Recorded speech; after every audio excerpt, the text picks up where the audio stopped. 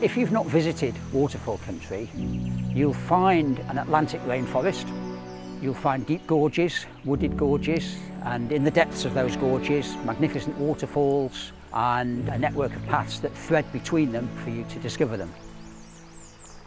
The Geopark is one of Wales' special places. The whole of the west of the Brecon Beacons National Park has been designated since 2005. The Geopark is a special landscape, and by virtue of that, so many people want to visit it. Now, Waterfall country is one of those areas that receives so many visitors. In fact, to be truthful, more visitors than the place can handle. So the challenge for us all is to manage those visitors so that they have the best experience, but also to ensure that the local community doesn't suffer, and also ensure that local wildlife doesn't suffer either. So we want to maximise the benefits to the local economy, provide protection for the fantastic wildlife, not least the lower plants in these gorges. The aims of this project is to get infrastructure on the ground that will ensure that the visitors have their best experience, so that the car parking is sorted, that there are enough facilities in the area for visitors to use. That ultimately people will have a really lovely experience when they get here. This is a beautiful part of the world, and we want people to have the best value experience, and at the moment they're not getting that. But we are thinking big, because this area deserves a really high quality solution.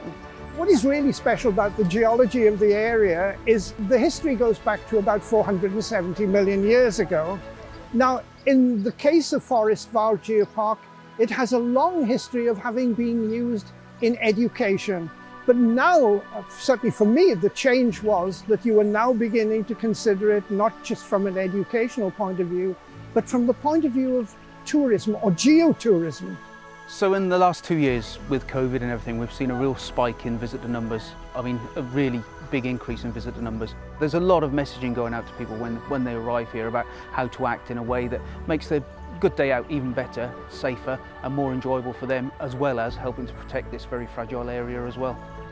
There are around 150 different provider groups who use this area regularly, and it's virtually impossible to communicate with each one of them about how we want them to be working in this gorge. And after lots of sort of open conversations about how we want and what we want to see the gorge in the future look like, we then worked out things like access and egress routes. We worked out where we want them to go, how we want them to enter, where we want them to change.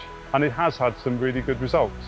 So we've put in place a number of detailed measures to put in place a concordat, which is basically an agreement which sets down limitations and a code of conduct for how our members interact with this landscape, with a view to reducing and minimising any potential impact they might have. I mean, the great thing about a geopark is that it brings all of the different players together, both from the public sector, private sector, the charity sector, and working together, they're able to do a lot more than any individual agency could do by itself. We can't underestimate how important it is to work in a collaborative way. We have to protect this environment for future generations. Ultimately, we are now dealing with a cultural landscape, not a pure landscape. Looking 10 years ahead, I would like to see a really sustainable tourism destination which are well managed and maintained, and activities can still occur. It's a case of us thinking about this beforehand, you know, which parts of the area can manage those sorts of visitor numbers without sustaining damage. And that's very much a part of the UNESCO Global Geopark ethos. It's thinking ahead, it's planning for the best results.